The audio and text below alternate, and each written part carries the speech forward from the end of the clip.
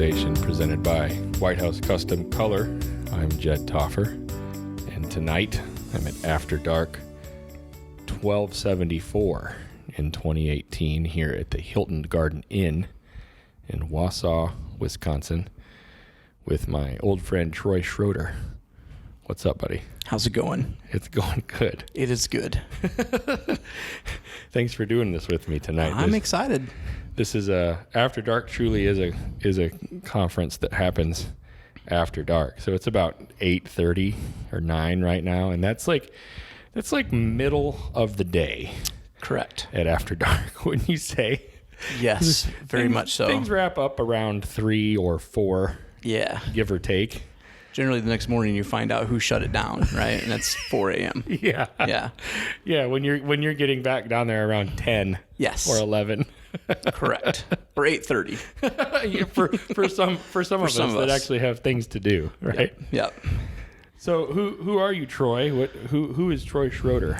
Well, outside of just the name Troy Schroeder, I am a 10-year photographer. I just hit my 10th year. I'm in Fort Dodge, Iowa, and I'm married to my wonderful wife, Lisa, who we've been together now for about 6. We've been married for 16 years, been together for almost 21, and wow. We have one child. He's 16, who's not with us today. We begged him to come, but he didn't want to come hang out. Who's at home, and so that's me and the family. We have the other part of my family is that we have 2 dogs, a bird, a 150-gallon fish tank, and a couple hundred ball pythons. Wait. What's the last piece? 200 ball python snakes. You breed snakes, apparently. I do. That's my break away from photography. So I never knew that. I'm a snake guy. Really? Yes. I did not know that. So we're both finding out. Yeah. That we're both awesome. Snake guys. And now nobody is listening to us Correct. anymore. Everybody's all grossed out. Anyone that started with us is no longer with us. Their ears have went deaf. Well, yes. You and me are going to talk about snakes after this. We will do that. I look forward to that. So anyone that's thinking about, we will no longer speak of snakes. Correct. On this podcast. We have other things to get to. Yes. What I want to talk to Troy about this evening is his story. And I don't know all of Troy's story, but I know some of it. And we were referencing this earlier down at the restaurant very quickly. And I think I got the sense that it would be a good idea. We'll find out, because if it's not, we're going to find out. No one's ever going to hear it anyway. Yeah, when podcasts with people is it like Facebook? They can like it. Or that's how it should be. And you can find out oh, no, that one wasn't good. Or, yeah, that's great. I don't have it set up that way, but there might be a little buzz one way or the other. All right. Ooh, stay away from Troy's, or you can't miss Troy's. Yeah, ooh, I hope it's that one. Yeah. So where does it start? And maybe I can kind of give people a little segue of why we were talking about it is that I just told you that I have such respect for you and your lovely wife. Out of the adoption side of things, I have such respect for adoption, and so my story, and I'm adopted, so my story. I always actually kind of refer to it as an adoption story, which I think most people do. Mm-hmm. And so my story of where I'm at currently has such a huge part to do with that, big part of my life. And so for me, it starts, my mom was 15 years old. How I came about is a little harsh, and we're not really 100% on the details. Right. But that too has a part of me, and so. Finding out, I was adopted at, right around probably 4, 5, 6 years old, it really started to click. My mom and dad always told me that I was adopted, and it didn't really, I don't think 5-year-olds are probably that intelligent, but we're probably smarter than we think they are. Or they are smarter than we think they are. And right. So kindergarten, you start hearing about people's family trees or something, or you're learning the alphabet and they're talking about your dad or whatever. And I started to have questions, and so it started that early for me. And as it led into grade school and so on, I was developing a very large depression as a young child, and my friends, again, as an 8-year-old or whatever, they're not experiencing that, they're doing whatever, and it turned me into a very much class clown. Yeah. Which is probably why I'm still the way I am. But that's so where you went with it? That's how it led manifested? so dark for me that by the time I was, 12 and 13, suicide was kind of my option. Is that right? Yeah, I was very, very, very depressed, and I was acting out, and I had all the friends in the world, but at the same time, I felt like I had nobody. I didn't feel like I had anybody that understood it. I felt like I had this family that absolutely loved me unconditionally. My mom and dad are the greatest people on the planet. Yeah. Right? Your kids are going to feel the same way. And it goes back to like, my mom and dad picked me, or I have this little bear that I gave to my mom that says, I didn't grow under your heart, but I grew in it. Right? And so it's so true. And but at the same time, I felt so unloved, and I hated myself, and I hated my biological mom, and I hated my adopted parents, and I hated my brother, and they may not have even really knew that or know that at the time. But by the time I was 12 and 13, like, it was pretty evident, I think, that I was in a bad spot. And so my mom and dad sent me to a mental hospital, which maybe sounds scary or whatnot, but if it wasn't for that 7 or 8 weeks of getting understanding, that's really what it comes down to. It wasn't, I don't look at it as I got like help or I got like some psychotherapy or whatever. Right. I got understanding from people, and it helped me understand my life. And the biggest thing is my parents were, they're religious, but when I say that, I think some people are like, oh, they're beating the Bible or whatever. Well, there's all kinds of connotations with that now, right? Yeah, for sure. And so, we grew up in a Lutheran church, and my mom and dad, taught us obviously to believe in Jesus. And I was mad at Jesus, I was mad at God. And so I go to this mental hospital, and I kept having these people send me letters and devotion books, and sent me a Bible with, a letter inside of it. And I couldn't figure it out because I felt like, again, going back, that I just felt so, I didn't feel like I had anybody, but yet these people were reaching out to me. And that's really the first time that I remember, kind of, I guess, leaning for this positive or leaning for the light. And I started reading these devotions, and I read the Bible, and I was starting to talk to people, and I was opening up and letting it all out. And so, I get home, and, now it's a little different. Here I think that I'm going to come back and things are going to be great. But now you're a 14-year-old kid that came from a mental hospital, right? Yep. So now your friends and your peers are kind of like, oh, that guy's crazy. Yeah. How did that go? It was tough. I think when people tell you something for so long, I think you start to believe it, right? And I've been guilty. I was very much a bully at times. Yeah. That I'm sure I've talked to kids now, 30 years later or something, when we were 10, and like, hey man, I'm sorry. And they're like, man, you made me feel so worthless. Yeah. And I'm like, you know what? I felt worthless. Right. I did then, I did when I got back, and people told me I was crazy. And so I started to believe it. So I started doing stupid stuff, right. Like your friends bet you to do something dumb, or right. I didn't care about telling teachers certain choice words, right. And things like that. And so 7th and 8th grade, were very, very tough for me. And then going into high school, and you have upperclassmen, and, I want to be accepted, but again, I just feel so lonely inside. And, I'm at this point, I have to know who my biological mom is. I have to be able to look her in the eye. Okay, because you didn't know. I had no idea. You obviously knew you were adopted. I get that piece, but you did not know who your biological mother was. No, it was never brought up. Even as a kid, when I would talk about it, my parents were very encouraging that at some point in my life, they would help me do that, whether that be 18 or whatever. And so I felt like at 13 and 14 and getting out of this mental hospital and trying to find my life, or, I hate to say that because you're 14, right? You're not finding your life, but I think you're trying to find your place at that point. And right. I was very confused, and I definitely felt this spiritual connection, which I'll talk on here in a minute. I have a pretty good story. Okay. And so, yeah, I just, I guess, beat yourself back and forth, and next thing you know, you're into high school, and it's another element, and you have, I think, those pressures and so on. So at that point, I told my mom and dad, like, either you guys help me now, or I'm going to like take it in my own hands, but I didn't mean it as in like, I'm going to write a letter. Like I was going to knock on the lawyer's door kind of thing. I see. You're going to tell me who my mom is, Right. you know? And like, I knew the lawyer, I knew our family doctor, and sorry to way back up, but like my mom and dad had lost a baby at 7 months old. She was Down syndrome. She had a hole in her heart. They did surgery. Yeah. And in post-op, she had a second hole. She passed away.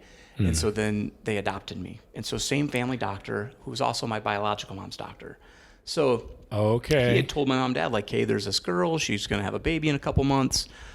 She wants to, you know, give it for adoption. So I probably should have told you guys that part earlier. Well, yeah, but there's that connection there, and you were aware of that? Yeah, I was very aware. Like, Okay. I can remember being, I don't know, 7, 8, and you go to the doctor, and I can remember very much sitting in Dr. LaValle's office and looking at the ceiling and him, doing whatever to me. And I think one time I busted my head open, he was stitching my head, and I remember so many thoughts of being like, hey, man, can you tell me who my mom is? When you were that young? Oh, yeah, very much.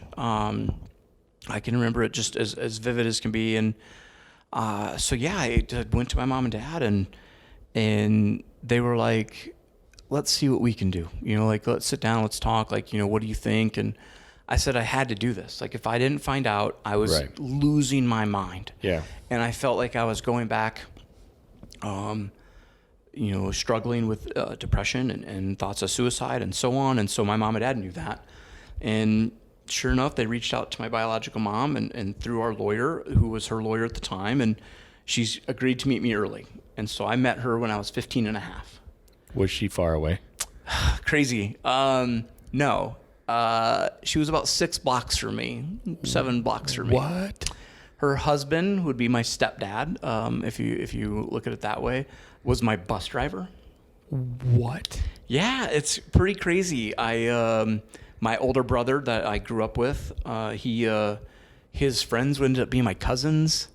Pretty crazy. Like, I mean, people that I knew, I hung out with, ended up being cousins of mine, whether it be first or second cousins. And nobody knew? Nobody in their mind knew. Nobody on your side? I mean, you... Okay. Not a thing. Oh, You my know, the only goodness. thing my mom that, you know, or I always think I confuse people, but my mom that raised me, my mom, she she said when they first had my adoption paperwork, somewhere in there they didn't cross off the last name of my biological mom. Yeah. And my mom never told me that. Probably good thing, because I would have tried to been a little detective and figure it out. Of course. And so she cut out a newspaper article about a lady that had got her like cosmetology degree or whatever, and it ends up being my aunt. But my mom thought we looked a lot alike and cut it out, and it was the same last name. And Yeah. so my mom, I think, had obviously an intuition or whatever you want to say of maybe who I was, because they had my biological last name, or my mom's last name, my biological mom's last name. But outside of that, nobody had a clue. I grew up, it's like 11 houses down from my biological mom's mother and father-in-law. So I remember seeing what ended up being my 2 half-brothers. I can remember them there and like playing outside as I played with friends of mine across the street. A house next to them was a friend of mine that I played with, and I can remember these 2 little boys. I mean, I just reckon, you know, you just knew them because they were there and they're outside playing or whatever. Unbelievable. And I probably walked by my biological mom 100 times, you know, and in church I had to get confirmed. You had to go to like a nursing home and just, you know, help out, take a project at the nursing home. My biological mom was in the office, the other lady that we had to go check in with. So like, obviously I didn't know any of that until like after I met her, and I'd go visit her at work, and like things kind of like get pieced together and things like that. But click. it was absolutely crazy. I met my biological mom when I was 15 and a half. I met my stepdad, her husband, about, I think like 3 months later, maybe 2 months later, and he came walking in, and I was like, oh, hey, Mr. Kuhn, hey. And so I'm like, and he's like, I was a bad kid, right? So, and that can be a whole story too. Like, you know, I think he had a lot of conception or thoughts or whatever of me, because he knew me as such a bad child. So it's kind of led to some issues with me and the biological side. But so I guess to get back on track for me, I meet my biological mom at 15 and a half. and I think that moment is going to completely sew up that hole. Yeah. And really for me, it made it so much bigger, and somewhat in a negative way. I hate to almost use that word because I don't really even at today at 40, almost 40 years old, I don't really know if I understand it. Like even that moment as a 15-and-a-half-year-old kid, meeting my mom, thinking it's going to like make me happy again, right. like, or everything's going to be solved. Right. And so much was, but so much like opened up for me. And obviously it leads to wanting to know who my biological father is. And, right. And that comes about, and I still have issues at school. And I can remember one day, I remember looking at my teacher and I'm like, I'm out of here. And they're like, what do you mean? And I'm like, I got to go. Like, I got to go find out who my biological dad is. And I remember like people looking at me like, what is he talking about? Yeah. You know, but I left. My biological mom worked across the street at a nursing home. And I went over there and I'm like, can I talk to my mom? And I don't know if I called her mom, but I could talk to Deb. Deb is her name. And I had to know. Like, so it was like, here I've met her, but the hole is bigger. I'm still searching, I think, for everything. I'm trying to figure it out. And I so badly want to be a part of her family. But she has a family, you know what I mean? So it's like there's these 16 years almost that it's hard to, I guess, to fill that void. But I thought, it'll be so easy. And right. And now I want to know who my biological dad is. And so sure enough, like she gives me that info and I start that search, and he was in prison. And so I find out where he's at, and I write him some letters, and we wrote some letters back and forth, and he called me from prison. And then at 18, I think I was almost 19 when I met my biological dad. He had just got out. And so again, like and I told you earlier, I'm an open book. And so I certainly hope that I'm not, depressing anybody, but you just keep going.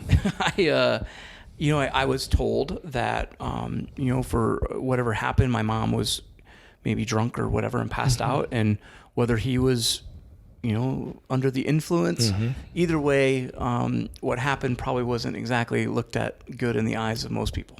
I understand. And so for those couple years that I've heard that story, I kind of built up like this, when I meet him, that's the first thing I need to know. I need to know what he knows. Yeah. And so sure enough, like he's like, hey, I walk into this house. This is kind of funny. I walk into this house, and it's my biological grandpa, my dad, like a uncle, I think a girlfriend of his, and like a step grandma and whatnot. And I walk in, and my would-be grandpa would say, he said, you want a beer? And I'm like 18 and a half. And I'm like, no, I don't drink. And he's like, you want a whiskey? And I'm like, nope, I'm good. Still don't drink. Still don't drink. And I think he even offered me something else, so gin, whatever it was, right? Yeah. And I'm like, no, I'm good. And he's like, you're not Larry's son. Oh, and I'm like, this sounds real great. Nice. Good way to start things off. Yeah, that's how it starts off. And so I meet my dad, or my biological dad, and I said, hey, man, I'd really like to go out on a drive or whatever. And which was probably pretty stupid because he just got out of prison, right? Probably doesn't have a license, but I don't really think that far ahead. And so we're driving around, and I'm like, hey, man, I got to know, like, is this the way it went down? Because I've built up a lot of hate for you. I can't live without knowing this. And he, I think, was pretty honest. Like, I don't remember anything. He had a pretty rough life. I think he was in and out of drugs quite a bit. It's what led him to prison and so on. And so so then again, here I am. I find this place where I don't have the answers that I'm looking for. I wanted this like cut and dry story. Right. I'm sure every kid does. Right. And so I'm everything is so loose. Nothing's tying together. And right. So I hear, he's gone again and moves to Colorado, and so I don't really get to see him. And my biological mom and me are, at this point have now been together for 3 years or something like that. And from those 3 years to now, have been very rocky off and on, and we currently aren't speaking. My biological dad passed away a few years ago, and I never really got a chance to, again, like these holes don't you want to like fill them, right? And so now it's like I can't take back things I said. I can't ask him questions. I can't ever move forward or let that water under the bridge or bury the hatchet or whatever you want to say. And so it's I feel like my life has been constantly full of these holes, right? These holes I can't get rid of. And to this day, I mean, again, I'm very honest. Like I struggle very much with depression still, and I think I hide that pretty well. I want to believe I hide it pretty well. I was diagnosed back then with being bipolar and a manic depressant or depression, and I said I have a chemical imbalance, and I had taken very heavy meds for quite some time, and then around 18 and 19 and 20 years old, I threw them in a cornfield, and was like, I'm never taking these again, and I haven't. So I haven't taken any medication for 20 years, and I'm sure there's days that I need it, but I wholeheartedly think that for me to overcome this whole battle, whether it's to fill in these holes or so on, is I have to do this on my own. I feel like I have this whole thing. I have to do it on my own. There's probably some people listening that are like, no, you're wrong. They're probably right. But I think everybody's got their own choice, and that's, one of mine. But, so still to this day, I struggle with these things, and here, me and my mom don't speak, and that really bothers me. It's very hard for me. I think where I'm at now as a almost 40-year-old is that I've really I've been trying to open myself up to like really looking at the whole picture. And I feel like, all right, she's got this family of her own. And she has my 2 half brothers and my half sister and her husband and, their whole family. And then there's me, right? And when we're there, or had been there, like there's sometimes just, they don't mean to do this, I think, but when you hear it, like, my brother had a baby and, they'll say things like, oh, we finally have a grandkid. And I'm like, what, dude, I've had a kid for 16 years. Yeah. Like, he's your grandkid, you know? And I don't think they don't think that way, but these little things like weigh on you. And, I've never really felt like I belong. And at the same time, I think it's probably unfair for me to think that, or to feel like I should. Right. I have a family. I'm a Schroeder. I'm proud of it. My mom and dad, again, are the greatest people on the planet. And, they gave me a home when somebody else couldn't. Mm-hmm. And, they've taught me so many beautiful lessons. And so but at the same time, as an adopted child, and I pray to the good Lord that your kids don't feel this way. But I just feel so double-edged, that I'm so grateful for what I have, and I'm grateful that I was adopted to the right people. I'm sure that there's people in my situation that got a real bum deal, and I've met some of those people, and it breaks my heart. And there's obviously foster care and all this stuff. So, I mean, there's so many different things that could have happened for me. And like I said earlier, I'd really like to try to open up myself to really think. Like, I break down these things in my head when I'm driving and stuff. Like, if my mom didn't go to the doctor on that one day that this Dr. LaValle told them, like, hey, I have this girl having a baby. Right. Like, maybe he wouldn't have told him, right? And I wouldn't be here with you. Right. Right. So, like, obviously there'd be a whole chunk of things missing in the middle. And so, somewhat long story short, I feel like how much, like, tying it into like photography, right? So I feel like I had all this time as a child where I have all these pictures of me, whether I was smiling or not, with a family that wasn't really mine. And I don't think that way now. But growing up, I felt like it was just a facade, or it was fake, and these didn't mean anything to me, right? Mm-hmm. These pictures didn't mean a thing to me. And as I became a little clearer, and 10 years ago, you start to look at old pictures of things, I came across this Polaroid of me and my brother. I'm probably going to cry. And me and my brother were never, we weren't real close growing up. But he's holding my hand and I'm in like a Snoopy shirt, and I've got these big tall socks on, and this funny grin, and I had hair. If you know me, I don't have hair now. And it was such a happy moment, and I didn't think about it. Like I felt like, how could I have thought the way I did for so long? To have like that one picture just clear so much for me. And so, you know, as a photographer, I think we take that for granted a lot too. I don't think we understand how much things we shoot or photograph or whatever, or capture or make or whatever, mean to the person that has it, right? So I have a crappy Polaroid that's somewhat blurry from 1983, and it's I luckily my mom for some reason had like 3 or 4 of them I should say, and I took all of them and I cut them up and I put them in little frames and I gave them to myself for Christmas, and then my mom and my brother, and like even my mom's just like, why this picture, you know, and I don't think I've ever really sat down and told her, but like she knows, like I'm sure she understands that, like, for me, that's just such a clarity for me to look at this one image and remind myself that, you know, I was part of a family. Yeah. I'm part of a family. Yes. And it's just so important. And there's so many kids out there that don't have a home or don't have a family, or they're homeless. That's a big thing for me, is the homeless. And, it all ties together for me that my adoption being so hard for me, you know, has led me to like such an understanding of love. Again, I have my daily battles, but I'm so thankful that I have what I have and where it's led me to, like, and the people that it's led me to, you included, you know, and the people that are at these conventions, you know, I feel like I have another family.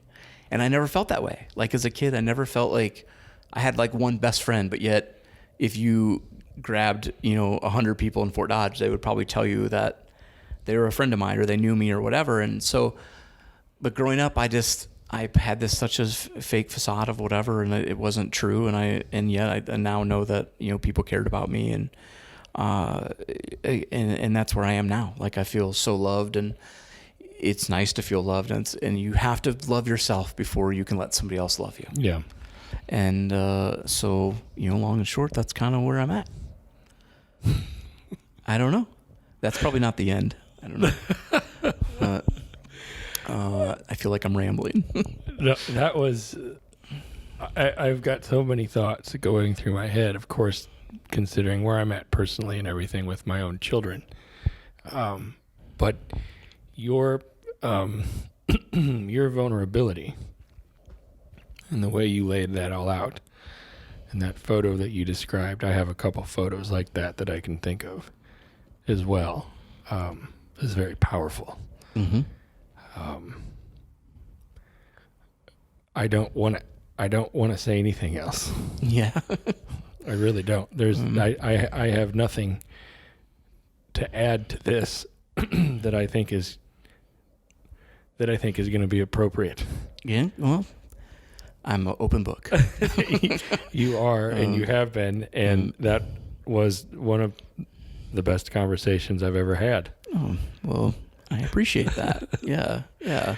Thank you for sharing it. And now I feel like we have a lifetime's worth of conversations to have between us. Yeah. I look forward to that. So much. Yeah. Of that. Yeah. Yeah. Including the snake talk. Yeah. We still have that. Yeah, we get to do too. that. Thanks, Troy. Oh, thank you. It was a pleasure and an honor to be able to sit with you and listen. Really. Yeah. Yeah. Well, I appreciate it. I appreciate the opportunity to tell it. And, you know, I always think that Travis Gugelman, who we both know, another guy I just feel is such a huge part of my life.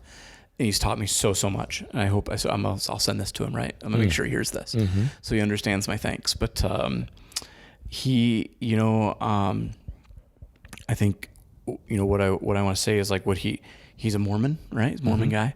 And I don't really pick any one religion. I'm a firm believer in the good Lord above, but he, you know, it's just his story, and like you get around these people and they open you up. And I think what I want to tell people is that I think you find that person, right? You find somebody that the first person, find one person that will listen to you and give you guidance and like give you help and, build it from there. Cause I feel like without some of those people in my life, like I wouldn't tell my story. And, he's told me 100 times, I feel like, or whatever, we've been together, like, oh, I should write a book. Right. So then I feel like these conversations, like, I feel like I could probably like really elaborate and like, I could talk forever about my story and make it the longest, and, I told Jed when we were in, I was like, how long do these things go? And he's like, oh, like 20 minutes to an hour. And I'm like, well, I can definitely put it in that, but yeah, I feel like I could just go on and on and on about my story and, little pieces of it. And I guess if there's somebody out there, I guess my point is if there's somebody out there that, I guess struggles with whether it's depression or suicide or being adopted or going to adopt or whatever, like my phone, my door, my heart, my ear are always open. Like, what's your website? Where can people find you? Well, there's obviously Facebook, right? We have the social side of things, so it's pretty easy to find me at Troy Schroeder on Facebook. And then our company name is Memories in Focus, which is so funny. I always think like, oh, why do I have to tell people this? Like when I was 10 years ago and I was naming a business, I was like, I'm going to name it Memories in Focus. How clever is that, right? And then you meet people like Travis, who's like Travis Googleman Photography and Ben Shirk Photography. And I'm like, oh, so I could have used my name. So you can go to memoriesinfocus.net. Oh, yes. Which it will get you to me as well, and our contact information, my phone number, my email, all that is on there. And honest to God, I am, whether I know you or not, I hope that if you find yourself in that need, you'll knock on my door. So thanks, brother. Thank you. I really appreciate it, and we have much more to talk about, and that's what we will do. Cool. Thank you. Yeah, thank you.